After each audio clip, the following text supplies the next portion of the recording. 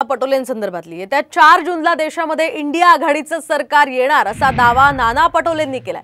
नागपुरात नानांनी हे वक्तव्य केले तर देशात भाजप विरोधी वातावरण असून बदलाचे वारे वाहत असल्याचंही नाना पटोले यावेळी म्हणाले। तर आपण पाहतोय सध्या आरोप प्रत्यारोप या सत्ताधारी आणि विरोधकांमध्ये सुरू आहे। आज पार्श्वभूमीवर येत्या 4 जूनला देशात इंडिया आघाडीचं सरकार येणार असा दावा नाना पटोलेंनी केला। आणि लोकांमध्येच एक बदलाव मोठ्या प्रमाणात देशामध्ये आहे आणि नरेंद्र मोदींच्या विरोधात प्रचंड चीड, भाजपच्या विरोधात प्रचंड चीड लोकांच्या मनात आहे आणि म्हणून लोकांनीच इंडिया आघाडीला आता